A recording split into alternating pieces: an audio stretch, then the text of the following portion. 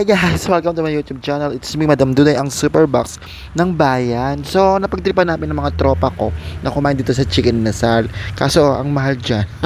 Dito kami napunta sa Boss Madam. Hindi naman siya mahal, kaso hindi sulit. Pero dito kasi kay Boss Madam guys, is sulit na sulit siya. 249 something guys. Unlimited na siya. With tatlong klaseng pork. Makita nyo yung mga pork kineme. So, ayun yung ano niya, kineme root, kineme soup. So wala lang guys, nag-vlog lang ako ulit. Na-miss ko kasi magyaw-yaw dito sa YouTube, sa Facebook.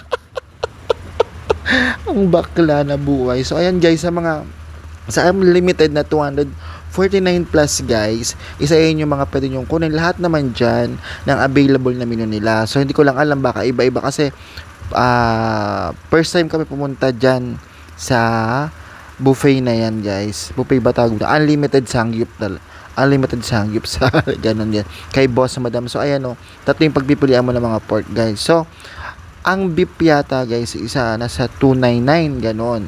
So ang 299 beef nila. So ayan 240 plus ganun.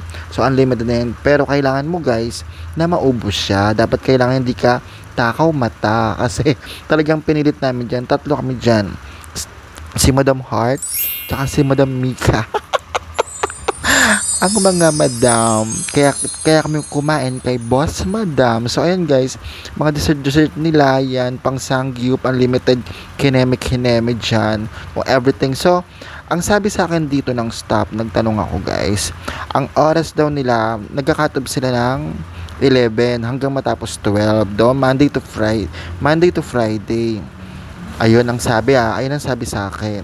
So Saturday, Sunday ganun din, pero 12 nun sila nagbubukas. Ayun ang pagkaintindi ko guys. So ang daming kumakain dito guys. Sulit naman kasi ang dami namin nakain dyan. So pero ang technique talaga guys sa unlimited guys, yung kaya nyo lang ubusin kasi meron siyang charge, so, diba?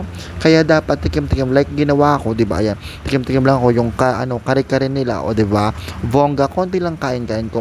Para ngayon guys, matikman ko lahat. So, hindi naman ako everyday unlimited guys kasi mahina lang naman talaga ako kumain. Nag-aya yung friend kong si Heart Evangelist. Bongga, you deserve it. O,